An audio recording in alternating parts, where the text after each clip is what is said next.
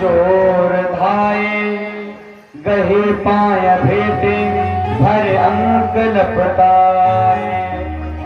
जैसी तुम करी तैसी करे को दया के सिंधु, ऐसी प्रीत दीन बंधु दीनन से माने को। आज बिहारी जी ने हृदय से लगा लिया और आज सुदामा जी को बैठाया। रुक्मणी जी से कहा कि जल लेकर के आओ, चरण धोना है। वो चरण पे हाथ फेरा तो देखा गया कि चरणों में कांटे लगे थे, कांटे लगे थे। आज महाराज चरणों से रक्त निकल रहा था सुदामा जी के। यह देख करके बिहारी जी बड़ी दुखी हुए। कैसे बिहार बिनायन शोभे, कंटक जाल गले पग जोए। हाय महादुख पायु सखात, आए तेना किते दिन खोए। देख सुदाम की दीन दशा, करुणा करके करुणानिधि रोए। पानी परात को हाथ छूने, नैनन के जल से पग धोए। आज महाराज हृदय से लगा करके, आज महाराज केवल नेत्र के अश्रु से ही चरणों को धो दिया, बैठाना, भोजन कराया। और आज महाराज जैसे ही सोने को चले तो बिहारी जी ने कहा, बिहारी जी ने पूछा, अरे भैया हम लोग साथ साथ पढ़ते थे, तो ये बताओ कि विवाह हो गया होगा? हाँ विवाह तो हो गया है। अच्छा तो भाभी ने हमें कछुआ दिए हुए हो महाराज? तो भाभी ने कछुआ दिया? हाँ दिया होगा। तो अब महाराज चावल लिए थे तो सुदामा जी को बड़ी शर्म लगी। क्या देखो तो इतने बड़े रईस आदमी को हम चावल दें, सूखे चावल है ना। तो महाराज कांत में दावे थे, हाथ में दावे थे, तो सकोड़ लिए। और आज देखो यही बात है, ये समझना है हमें। जब व्यक्ति भगवान के पास में पहुंचता है तो ये वासना को छिपाता है। तो भगवान कहते हैं कि मधुरमा यदि कंठ में ना होती तो कंठ पुष्पान बन गया होता, याचना यदि भक्त में ना होती तो भक्त भगवान बन गया होता।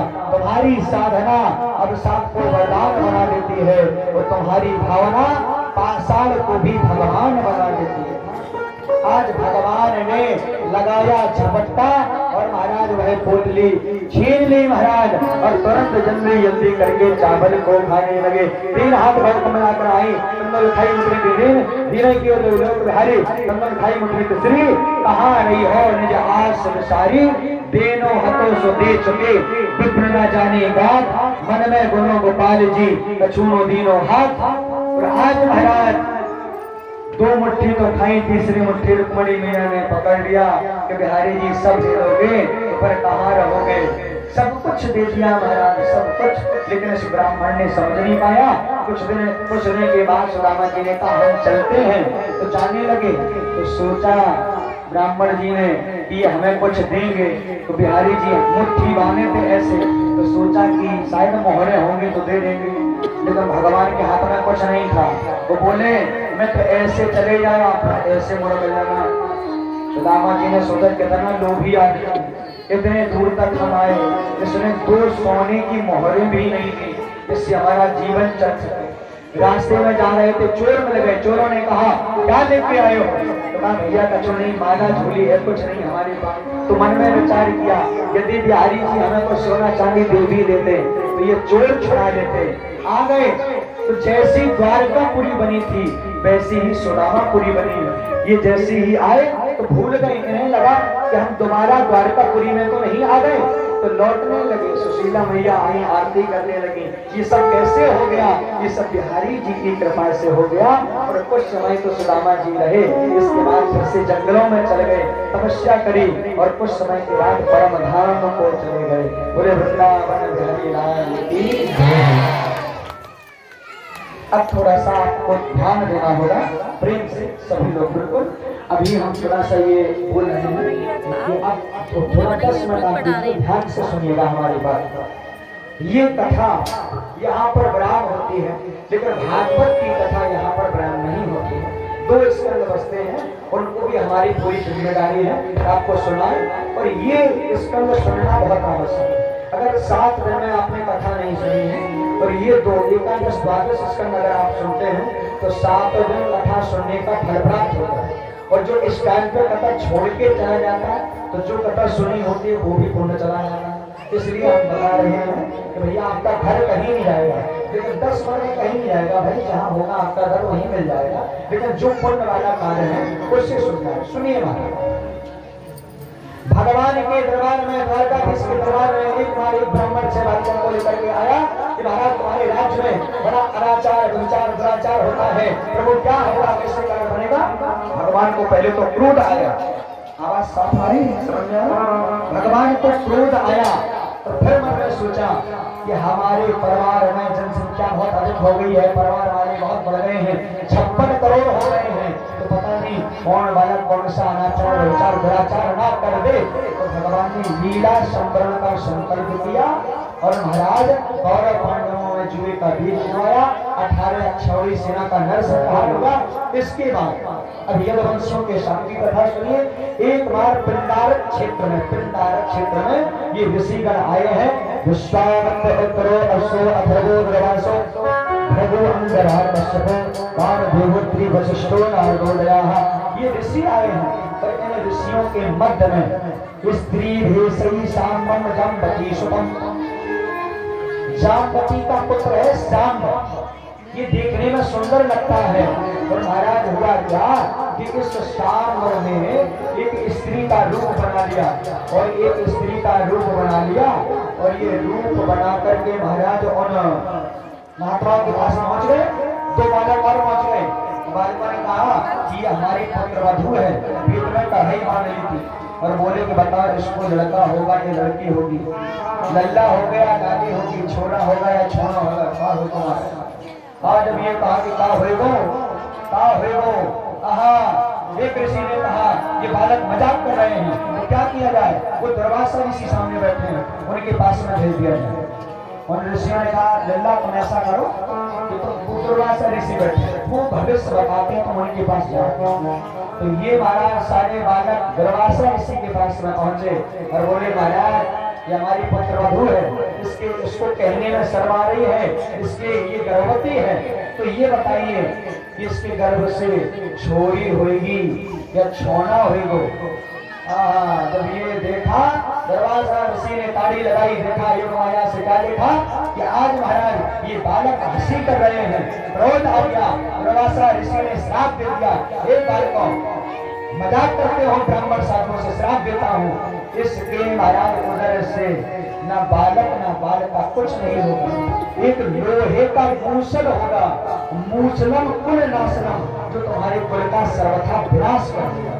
ये बालक भरा भरा है, उस कढ़ाई को खोला गया समुद्र के पीठ से, उस कढ़ाई से लोहे का मूसल गिर पड़ा कि क्या किया जाए उस मूसल का। समुद्र के किनारे किनारे घिस दिया, जैसे आप लोग गरी घिसते ना, गरी घिसते हैं ना, तो लास्ट में एक टुकड़ा बच जाता है जो घिसा नहीं जाता, ऐसी टुकड़ा बच गया, उसको समुद्र में फेंक दिया गया।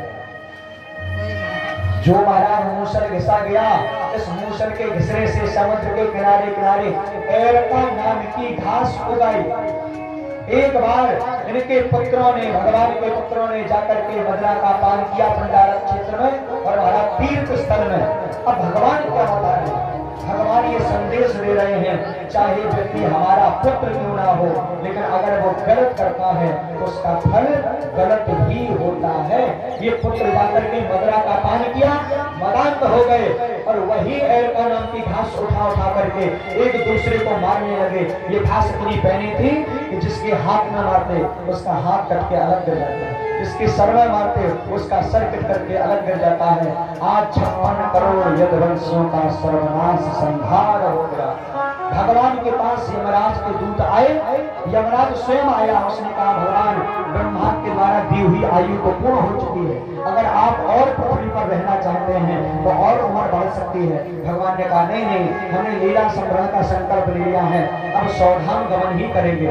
ये बढ़िया वज्रासन पर सुखासन पर बैठ गए। एक बहेलिया है, सुनिए उसकी क्या कहानी है कि जब भगवान के पुत्रों ने मूसल को घिसा था तो एक टुकड़ा बच गया था जिसे समुद्र में फेंक दिया था।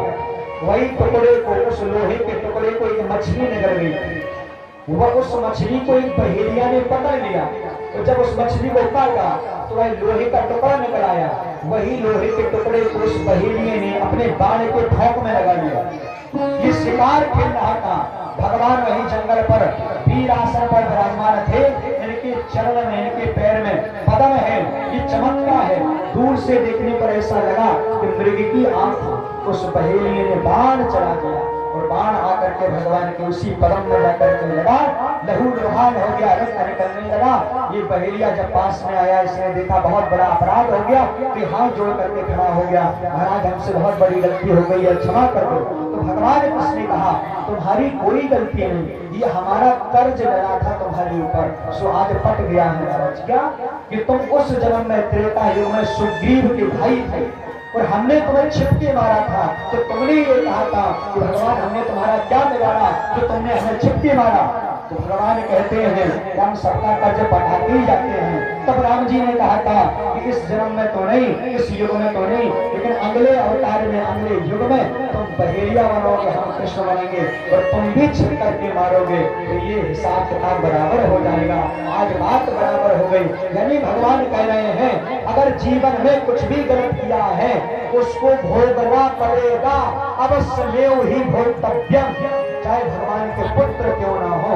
अगर उन्होंने गलत किया तो गलत बिल्कुल भोगना पड़ेगा। महाराज आज अर्जुन गए हैं, अर्जुन से कहा ये द्वारका 7 दिन के बाद जलमग्न हो जाएगी, गोपियों को ले जाओ। गोपियों को लेकर के जैसे ही चले तो जिस अर्जुन ने अपने बाण से महाभारत जैसे युद्ध को जीत लिया हो, वो कोल भीलों से नहीं जीत पाए। तो इसका क्या मतलब निकाला जाए? एक ही बात है, क्या कि मनुष्य बली नहीं होते हैं, समय होत बलवान, भीलन लूटी गोपिका दे अर्जुन बेईमान। जिस अर्जुन ने महाभारत जैसे युद्ध को जीत लिया वो कोल भील से हार गया। आज पांडवों को पता चला ये स्वर्गारोहण को प्राप्त हुए और परीक्षित जी को राजा बना दिया गया और ये सारे पांडव युधिष्ठिर समेत हिमालय पर्वत को चले गए। अब सुनिए महाराज, नारद जी का आगमन होता है। नारद जी आ रहे हैं और वो उन्होंने बीड़ा उठाई और बजाते हुए आ रहे हैं। श्रीमन्नारायण नारायण नारायण। देखो ये फिलॉसफी ऑफ भागवत, ये मुक्ति स्कंद चल रहा है, तो इसमें संगीत हमने बंद करवा दिया है। ये बिल्कुल आप लोग सही से बैठ जाएं, ये मुक्ति स्कंद है, बिल्कुल मुक्ति स्कंद है फिलॉसफी ऑफ भागवत, इसको समझना है। इसमें संगीत